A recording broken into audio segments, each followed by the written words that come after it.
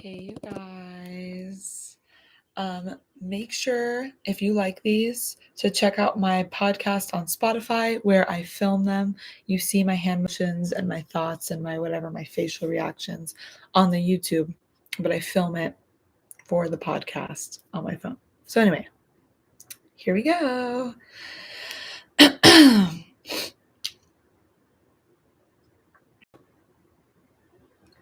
Hey, you guys, welcome back to the Better Than Yesterday podcast. This is Jayla Embaby, episode 20, How to Grow Yourself. Now, this is in relation to any aspect in your life, whether that's yourself, a relationship, a business, anything. It's all under the same category, and the tips will work for all of it. So I hope you are ready for all this information. Also, make sure to leave a rating and review and comment on any of these episodes for a chance to have a shout out in one of the next episodes. So any questions, concerns, thoughts, I would love for you to comment it down below on one of these episodes and I will shout you out. Anyway, here we go. So, in return, in relation to how to grow, a lot of people think that we need to be changing things in our life to be able to grow. Whether that's the people that we surround ourselves with, our habits, what we eat, how we view things. Yes, that is all correct. But overall, the most important things in terms of how to grow ourselves is within ourselves. It's internal more than external. A lot of people go looking for the external factors of changing things, but really it's the internal factors. So building ourselves and growing ourselves will in return shift everything in our life.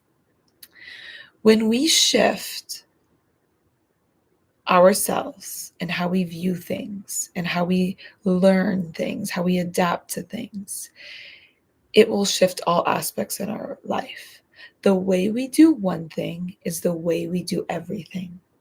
So it's very important that we follow through in certain things that we do every time we say we're going to do them, because it will follow, it will linger, and it will happen time and time again. If we always put something off, we will put everything off. So that's the first thing I wanted to say. Now, how do we grow ourselves? If you're wanting to grow yourself, what does that look like? What does it mean? First of all, you want to take time to grow every single day. Self-growth is never ending. There's nobody, which we've talked about on last episodes, there's nobody who knows everything. Even experts, even scientists, even doctors, even whatever. PhD students, people who have PhDs, nobody knows everything, ever. So it's important that we're always wanting to constantly learn.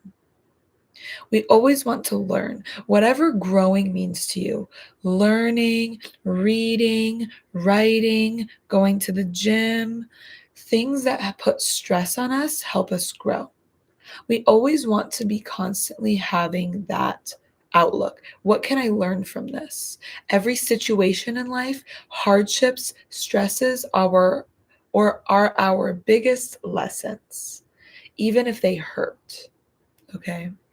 Whenever you go through a situation, try to take a step back and look at it for what it is and say, what can I learn from this? What is the lesson from this? What am I supposed to take in from this? Take it, use it, analyze it, evaluate it, and apply it, and move right along, because this was meant to happen for a reason. That's always how you have to look at things. It's happening for a reason. It's happening for me. This is happening for me, not to me. Okay. Something that's really great is journaling. Journaling is huge because when we journal our thoughts and our feelings and our current status of our mind at the moment, we're now reflecting on a certain situation or outcome that's happening, and we're able to analyze it. And kind of rereading over what we just wrote, we can now see how we're viewing a situation. And sometimes, a lot of the time, we come to a realization of things like, wow, now that I put it on paper, I can see why I thought that way. Or you can see a situation more clearly as it is because we have it written out. And whether it's from your perspective or not, whether from your bias, reading it later or reading it right after, whatever works for you, you're able to clearly see the situation better from a different perspective now that it's on paper. And now that we put our emotions and thoughts onto the piece of paper, we're at a calmer state of mind or a clearer state of mind, if you will. Okay. So it's better to comprehend in that way and then reflect and grow from that experience. Growth is when we learn and advance and use the skills that we've learned and apply it to everyday life and grow from it and be able to be the best version of ourselves. Another tip I would say is to wake up earlier. And I know many of you may be hearing this like, oh my God, like I do not want to do that. I do not want to wake up earlier. I don't need to wake up earlier to grow. I'm sorry, but yeah, you do. Because when we go to bed earlier and wake up earlier, I personally believe nothing good happens at night. Things are closed at night, and what are you possibly going to be doing at night? Unless you're someone who loves to work at night and do things at night and you're more productive at night. For most people, that's not the case. So if that's when your downtime is to get work done or whatever it may be and unwind and work on yourself and growth, okay, sure, that's an excuse. I get that. But the reason I'm saying to wake up earlier is because then you're ahead of everybody else in your household, everybody around you. The early bird gets the worm. You develop a morning routine. You're ahead of everybody in the day. You're able to sit with yourself, analyze your day, and develop a morning routine that works best for you. Whether that's meditating, journaling, writing, reading, kind of unwinding in your own way and bringing some sort of peace and set the tone for the day. When we set the tone for the day strong and structured, that is how the rest of our day is going to look. Okay. Use that time to grow, sit with yourself, and be present and be in the moment. Okay. When we develop a morning routine, it just gives us that sense of, okay, it's time to wake up. I got to do this. And I know this is going to give me energy and prepare me for the rest of my day. The next tip I would give you is to be uncomfortable. Get uncomfortable. We grow in uncomfortability. We stay stagnant in comfortability. Now, it's good to be comfortable from time to time, but we really want to do the best we can in getting uncomfortable. For example, I'm not going to lie, it's hard for me to be uncomfortable. All of us have strengths and weaknesses, and that's okay because we're human. Being uncomfortable is a weakness of mine. Okay. It's very hard for me to get uncomfortable, but I take baby steps every day, like going to new restaurants, parking in a new parking spot every time, not letting it get to me. Just doing something new or a little bit different than you would typically usually do. It will help you get used to that uncomfortability and not getting wrapped up in something that's sudden or a change. Because a lot of times, if something changes or happens that's not part of our daily routine or a daily week, we become chaotic or hectic or stressed. Like, what? Oh my God, what now? Because we're so used to a certain routine or regimen that it's now that it's different and changed, it's like, oh no, what am I going to do? So getting used to doing these little habits of, well, not habits, but little things to break those habits and be uncomfortable, that when we do these little things of uncomfortability, when big changes happen, we are able to handle it a lot better than before. Because it's like, oh, That's fine. I know it will pass or whatever. I'm fine being uncomfortable. I can get through it. I know how it is, right? Now, another thing that will help you grow is attaching healthy habits to habits you've already formed or healthy habits you have already formed. This is called habit stacking. And I found this very interesting. For example, if we look at going to the gym, for example, if that's a habit that you wake up every morning and you go to the gym.